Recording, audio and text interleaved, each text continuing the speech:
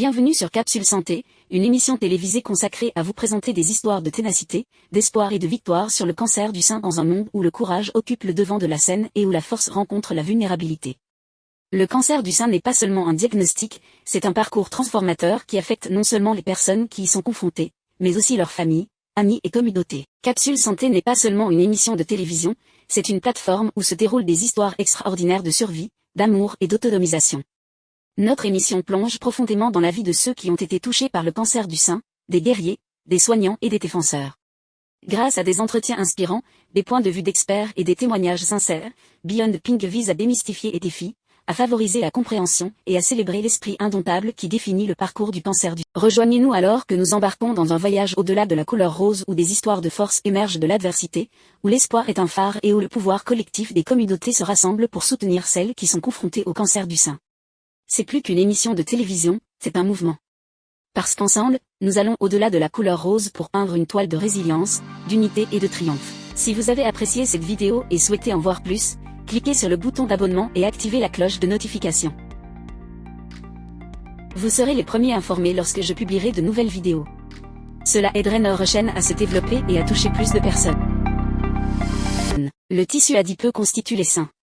Il comporte de minuscules espaces appelés lobules où a lieu la production du lait maternel. Les conduits, qui sont des canaux microscopiques, permettent au lait d'atteindre les mamelons. Sous vos bras et à l'intérieur de vos seins se trouvent des ganglions lymphatiques. Ils contribuent à la défense de l'organisme contre les maladies et sont reliés par les veines lymphatiques.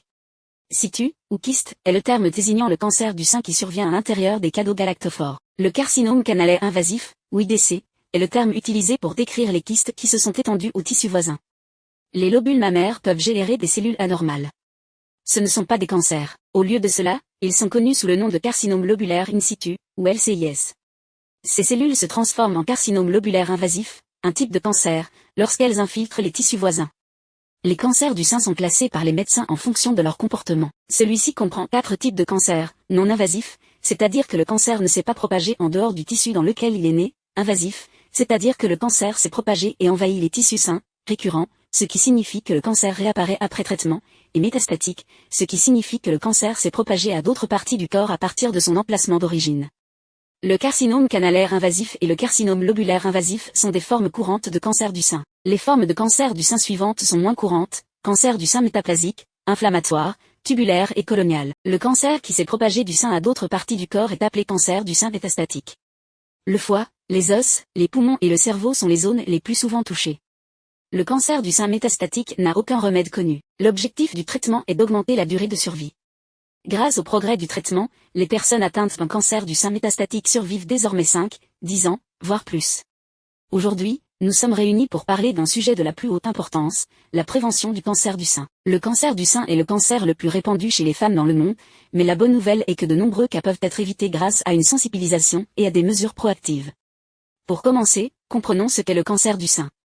C'est un type de cancer qui prend naissance dans les cellules du sein. Pour accroître notre sensibilisation, je recommande de regarder des vidéos informatives comme celle-ci sur le cancer du sein pour en saisir les fondamentaux. Passons maintenant aux facteurs de risque. Des facteurs tels que l'âge, la génétique et les choix de mode de vie jouent un rôle. Des dépistages réguliers, tels que des mammographies, sont essentiels pour une détection précoce. La prévention est sous notre contrôle.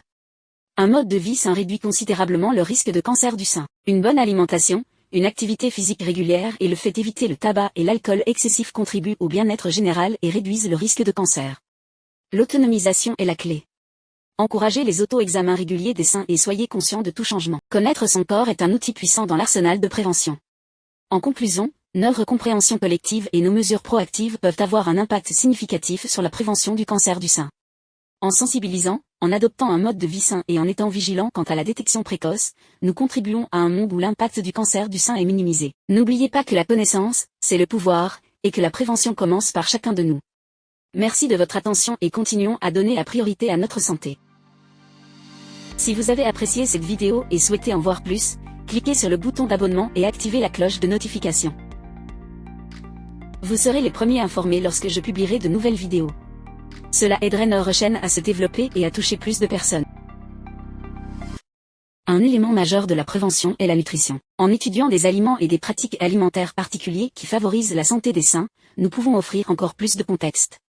Des recommandations diététiques et des conseils utiles sont fournis sur 8 façons de prévenir le cancer du sein.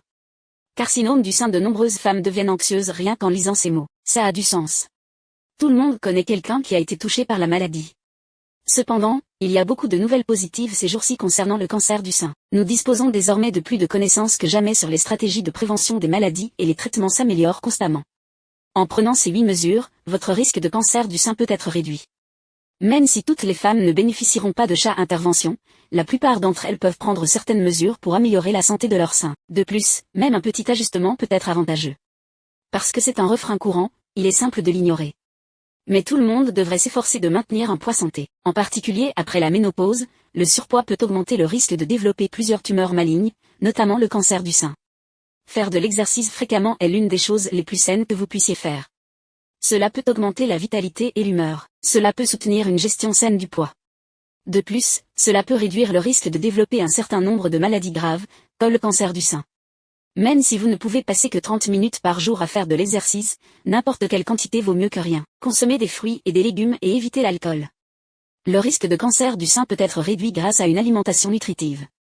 Mangez autant de fruits et légumes que possible et buvez avec modération. Même une consommation modérée d'alcool peut augmenter le risque de cancer du sein, même si une consommation modérée peut être bénéfique pour le cœur des personnes âgées.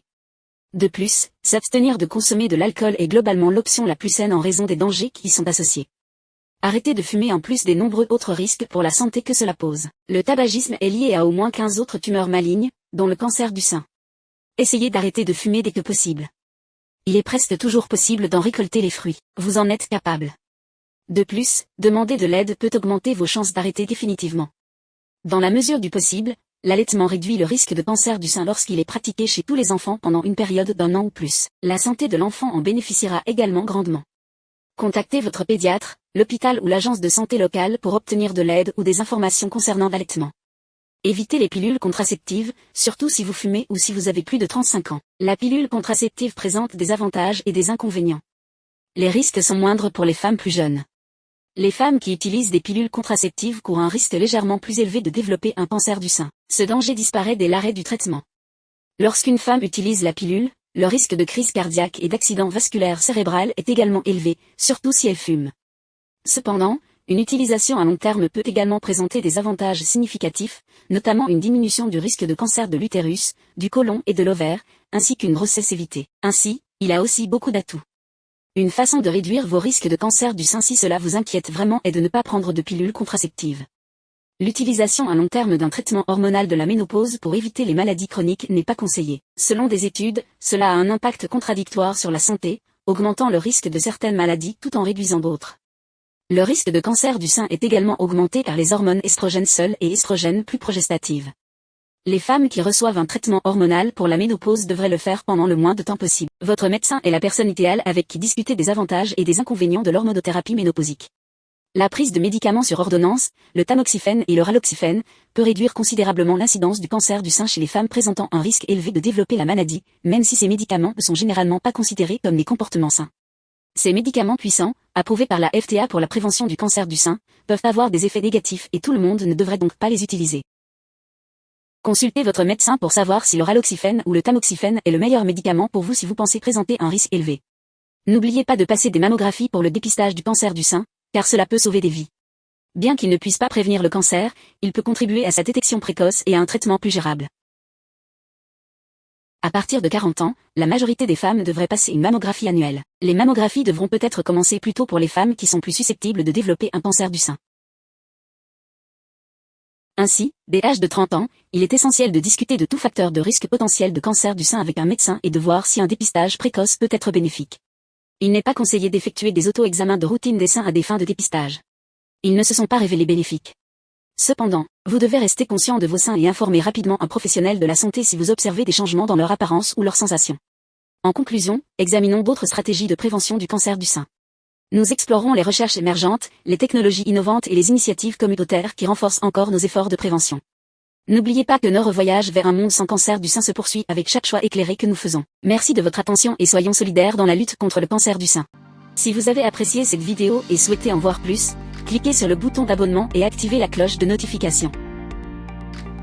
Vous serez les premiers informés lorsque je publierai de nouvelles vidéos. Cela aiderait notre chaîne à se développer et à toucher plus de personnes.